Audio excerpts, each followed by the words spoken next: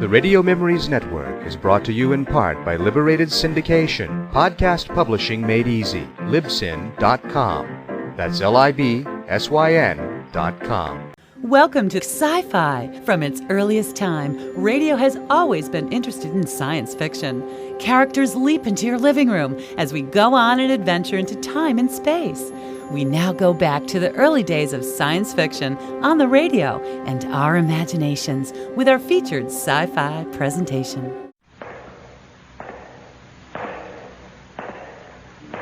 The Hall of Fantasy.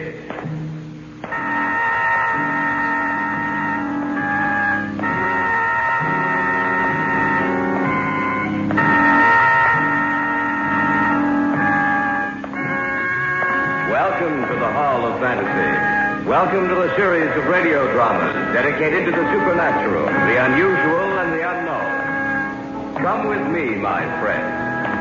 We shall descend to the world of the unknown and forbidden, down to the depths where the veil of time is lifted and the supernatural reigns as king. Come with me and listen to the tale of the man from the second earth.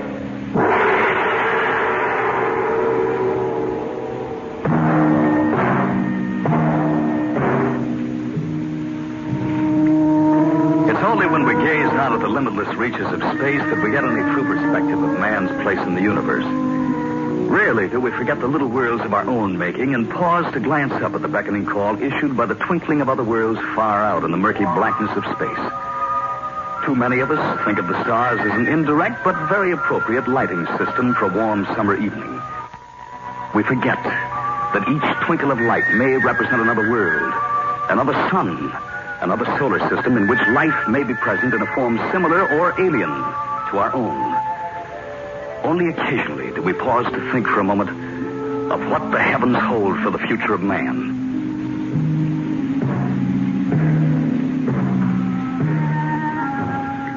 Carl Rasmussen was an associate of mine at the Research Institute. Though engaged in different fields of research, a strong friendship developed between us. Besides his work at the Institute, Carl was engaged on a project of his own, the study of the strange radio waves which emanated from various parts of the Milky Way. I didn't realize how far he'd progressed in his hobby until that day in the cafeteria. And that's the extent of the progress we've made so far in our department. I think you're doing pretty well. I guess so. Bruce, you know about my work at home. Yes, of course. Why don't you come over tonight? What's happened? You know, I've been trying to trace down the point at which those radio waves originate. Yes. Well, I've done it. Do you know what causes them? Yes, I do. What? An intelligent thinking being. Are you sure? I'm positive. And I've been able to decipher the message he's sending. Have you told anyone else about this? Not yet. I want to be absolutely sure beyond a doubt. That's why I want you to come over this evening. It's just that I wonder whether Sharon will enjoy having me over again. Oh, she knows all about it. I want you there, Bruce. I want you to be the first to know what I've discovered.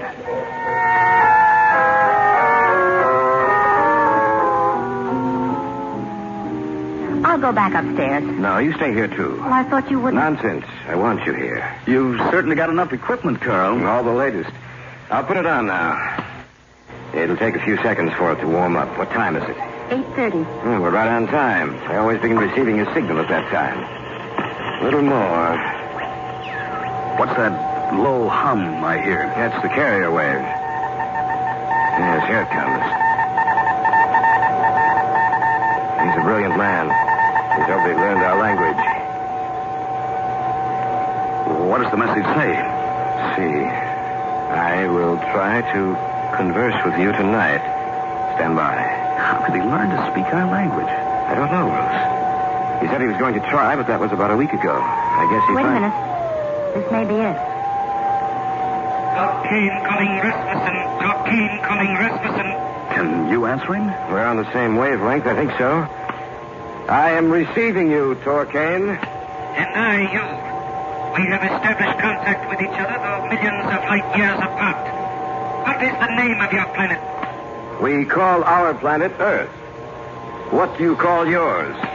We also call our planet Earth. And are you the satellite of a dying sun, as are we? That's incredible. No. Our sun will burn in the universe for ages to come. You are lucky. of rest is your world. Our instruments recorded a radioactive blast some years ago. Have you harnessed atomic power? Can you travel in space? We have really just begun to experiment with atomic power. But I'm afraid that for us, space travel is many years away. What about your people? The way you talk, you must have learned the secret of atomic power some time ago. But can you travel in space? Yes, we have to learn the principles of space travel in order that we might save ourselves. For the time has come when an exploratory expedition must be sent out to discover a new world for us to inhabit. This is the last time I will contact you from here. This is Tolkien signing off. He's gone. He stopped sending. Carl, I don't mean to doubt you, but are you sure this Tolkien is real? What do you mean? Isn't it possible that someone's been playing a trick on you? A practical joke? No, it's not, Bruce. I picked up the signal Tolkien was sending several months before I was able to break it down and translate it. The radio waves actually came from somewhere in the Milky Way. Tolkien said he'd been trying to establish contact with intelligent beings for almost 15 years. It was just recently that he directed the beam towards the Earth. Carl, he said something about an exploratory expedition, and that this was the last time he was going to contact you from there. What did he mean by that?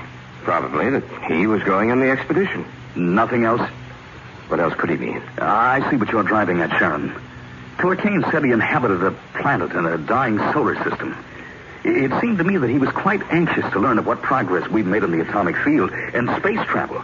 Why would he want to know if we've mastered it? Probably because he was curious. I should think he'd be more curious as to what kind of life exists here, any number of things, before he'd even think of space travel. That's right. And he also said that their instruments had recorded a radioactive blast some years ago.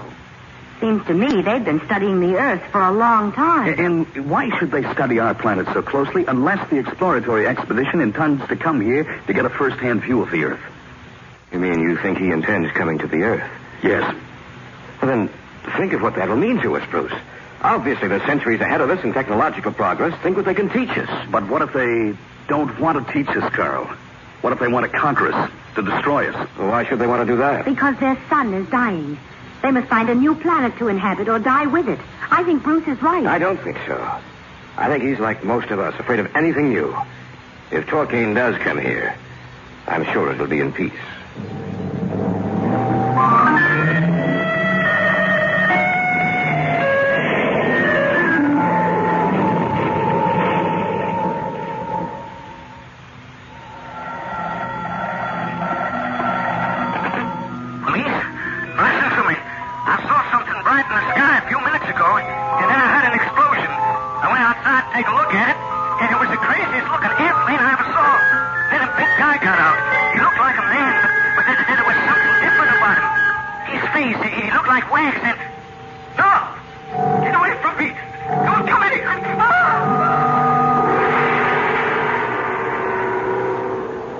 We'll return to the Hall of Fantasy and the tale of The Man from the Second Earth in just a moment.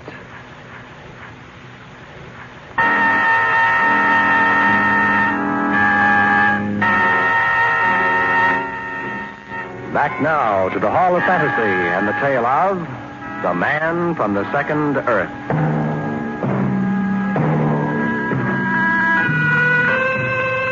It was almost 5 weeks later that the report appeared in the papers concerning the mysterious disappearance of the farmer who had called the police. The story leaked out and the newspapers carried the headlines, "Who Was It?" blazoned across their lead pages. At the time, I didn't connect the farmer's disappearance with what had gone before, but I was learned soon that there was a definite connection.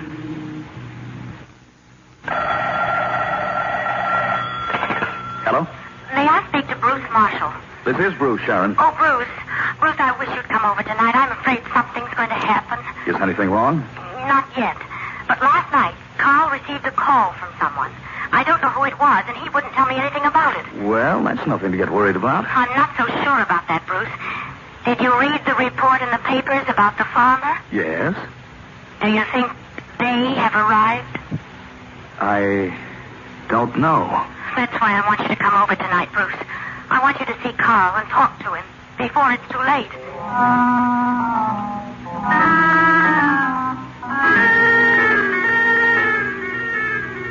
Carl, who called last night? Was it Torcaine? Yes. Then he did come here? 2 days ago. And the farmer we read about in the papers. Torcaine said the farmer tried to kill him. He was only protecting himself. By following him into the house and killing him? The farmer's not dead. He's being held captive on the ship. Where is it? I don't know. He wouldn't tell me. But Torcaine said he came in peace. He doesn't want his presence known because he's afraid it might panic our people. That's why he's had to ensure secrecy. The papers played it up big. The people will forget about it in time. Who's that? It must be Torcaine. Let him in. Oh, Bruce, I'm afraid.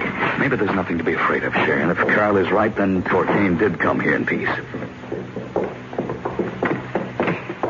I thought you would be alone. So did I, but they already know about you. They were with me when we spoke together. They will not mention me? I know they won't. One is my wife, the other a good friend and colleague. Then let us proceed. You look so much like us. Why should I not look like you? Our worlds are very much alike. We, too, are warm-blooded creatures who developed as you did here on your Earth. Our world is much like yours. Only it is older and dying as our sun is dying. Why have you come here, Torcaine? To see my friend, Rasmussen. I come in peace. So I understand. Then there is nothing to be afraid of, is there? That's right. I must ask a favor of you, Rasmussen. Anything you want. I request that we be allowed to store some equipment here in your house. That I be allowed to stay here with you. Of course. You can stay as long as you like. We can exchange many ideas, you and I, which may benefit both of us. I'm sure we can. When would you like to move in your equipment? Tonight, if possible. Can you do it tonight? I was sure you would agree to my plan. My equipment is waiting outside. We'll help you if you like. No. It is very delicate. My own people will handle it for me. Where may we place it? In the basement. Many thanks. One other thing. Yes. This does not concern you, Rasmussen, but rather your friend. As long as we remain here, I would suggest that you stay also. Why? You are a colleague of Rasmussen's. I should be interested in talking to you, exchanging ideas which may be mutually beneficial. I don't Bruce, think... please stay. All right. I'll leave now and come back tomorrow with my things. Let me know where your possessions are, and one of my people will get them for you. I should hate to have you leave us tonight. Now I will tell my people to bring in our equipment. After we are settled, I shall see you again.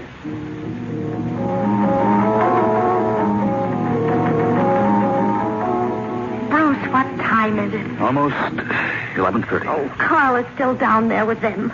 I wish he'd come back upstairs. He hasn't been gone long. He'll be back up in a minute. Bruce, did you notice Torcaine's face? Waxy and shining. It didn't seem real. It looked like a mannequin one might see in a store. And, Bruce, maybe I imagined it, but I thought it changed while he was in here, that it took on new lines, new features while he was talking to us. Yes. I thought my eyes were going back on me, but his face did seem to change. I'd almost swear that it did. Someone's coming. Oh, it's you, Carl. Yes, it's I. Anything wrong, Carl? I don't know, Bruce. Remember when Torcaine first walked in here? He seemed so tall and thin. Downstairs, his shape seemed to be changing. It lost form, seemed to become fluid, and then would harden back into shape when he looked at me. Then we were right. Carl, I think Torcaine assumed the form of a man when he came here tonight. I don't think his body is solid. I think his true form is a semi-liquid state which he can harden and assume any figure he likes. I think he's made up of a mass of living matter. What's that? Someone screamed. The farmer. He was down there. We'd better see what happened. Right, you stay here, Sharon. Be careful. Did you talk to him when you were down there? The farmer? Yes. Was he all right? Yes, but he seemed a little dazed. Torcaine? All the lights are out down there. The only light is streaming through this doorway. Look. Yes, I see him. Do not come down here. We heard a scream. I'll take a look at the farmer. You keep Torcaine talking. Right. Why is it so dark down here? We are resting. Why did he scream? He was frightened. Why don't you let him come upstairs with us? He will remain with us. There's nothing wrong with him, is there? Nothing. He's all right. Let's go. I've seen enough. We'll go back upstairs then. Do not come down here again unless we call you. Who he all right? All right, nothing. He was dead. What? That's right. There was some kind of wet, oozing substance all over him that seemed to be alive. I heard something down there, Bruce. Like the bubbling of water. And yet not like it. No, it was too thick to be water. Carl, I think there's something down there that could very well destroy us all. This thing you spoke to from the other planet Earth isn't a man at all, but an oozing, undulating, living mass of matter bent on our destruction. You are listening to the man from the second Earth on this week's journey down the corridors of the Hall of Fantasy. We'll return to our story in just a moment.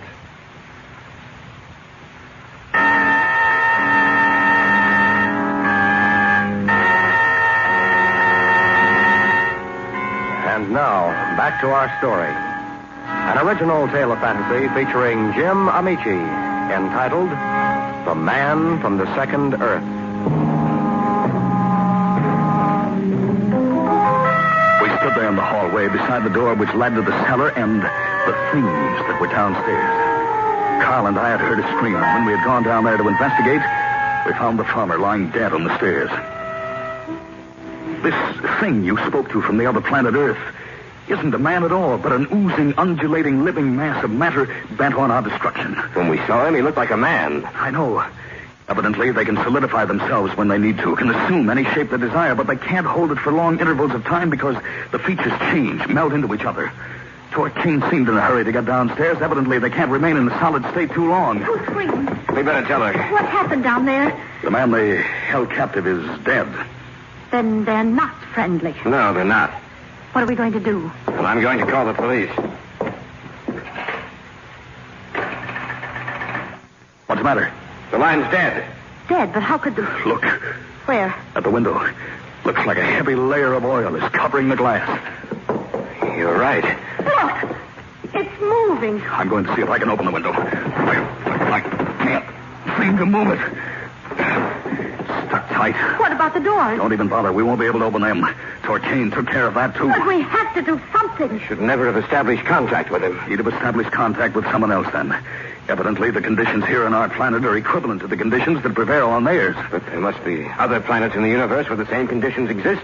In all the vast reaches of space. Surely there must be others that approximate the Earth. That's right. They must have come here for a definite reason. But of all the planets in the universe, why would they choose ours? I can explain that to you. He's right in back of us. How did you get up here? I came up quietly. I did not want to alarm you. What about the farmer? What about him? Is he still all right? Yes? You're lying. He was dead when we left him. You know then. Yes. What did you do to him? That is one of the answers as to why we came to your Earth. By coincidence, we named our planet Earth also. But life on your planet followed a different evolutionary pattern than did life on ours. Your life developed from the one-celled creature spawned in the depths of the sea. You became the animal you call man, with its disadvantages of never being able to change your form. We still are the protoplasmic beings that once you were. Only we developed along that evolutionary line, and you did not. That still doesn't explain why. I am coming to that. You live on energy converted from plant and animal life. So do we. So why did you come here? Because the slow death of our sun has destroyed all but a small portion of the plant and animal life on our world. There is not enough heat, and we can no longer sustain ourselves. On your planet, there is an abundance of both. On your planet, we shall establish a new world. What are you doing? Lighting a cigarette. That is what you call fire? Let me see it. The matches? Why? I want to see them. Here. I thank you. On our world, we never had a use for these. It is like a tiny sun. How brightly it glows, and it is too warm. You shouldn't have held it so long, Torquine. I do not like this thing you call fire. Look, Carl. His hand. It's melting. You have not much longer to live. Enjoy your last minute. What does he mean? He means they intend to kill us soon. We've got to get away from here. How? What can we do? There must be some way to destroy them. How can you destroy a living mass of matter? Let's try to figure it out logically. They left their own planet because their sun was dying and unable to support adequate life. They feared the cold, for they'd freeze into a solid and be unable to move. But it's the middle of summer, and we don't have any refrigeration equipment downstairs. I know, but what's the opposite of freezing? Heat, boiling, burning. That's right. Did you notice what happened to his hand when he was holding that match? Yes, it began to melt. That's right. And he seemed afraid of it. I think there are only two ways to destroy these beings. Either to freeze them or to burn them. And we can't freeze them. But we can burn them. How? This house will burn. But we can't get out. We'll burn with it. Maybe not. The window wouldn't move, but it might break. We can get out that way. Well, what if it won't break? That's the chance we'll have to take. Let's start ripping the curtains and drapes down, Bruce. They'll burn the easiest. Right. All right, let's go. I'll go open the gas burners in the kitchen. Good girl. That'll help it along. I'll be right back. Pile them up over here alongside the wall. All right. I just hope the rest of the house catches. So do I. If it catches and the gas gets dense enough, it should explode. There's some more over here. Sharon! I'm coming. Hurry! I've got everything open in there. The oven, the burners, everything. I can smell it from here. Well, that's the last of the curtains. Look! Seeping under the doorway. They must have smelled the gas. Oh, light the fire. Hurry. It's seeping through faster. It's swelling up on all sides of the door. It'll break through the door in a minute. It won't hold much longer. Fire's catching hold. We've got to get out of here. Let's go. Use that chair on the window. I will. Hurry. Let's hope it breaks. Here we go. It works. Climb through in a hurry. All right, here. It'll help. There. Now. Run as fast as you can. The fire seems to be dying down. They're trying to smother it. If only that...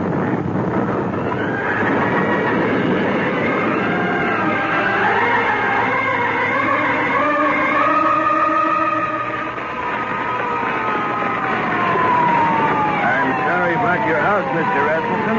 Doesn't look like we can save it. That's all right. What did you have down in your basement anyway? Some chemicals? Yes. I've never seen anything burn like that before. Yeah, I'd better get back. Well, I didn't think we would. I'll never forget it as long as I live.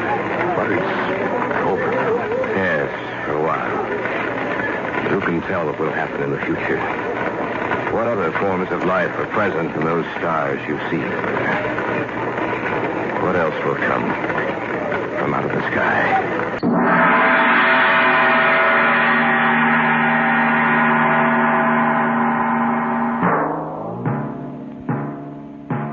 So runs tonight's tale of the unusual, the terrifying, the unknown.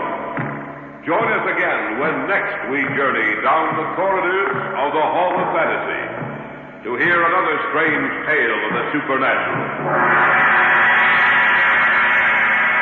All characters and events portrayed in these programs are fictional, and any similarity to actual events or persons, living or dead, is purely coincidental.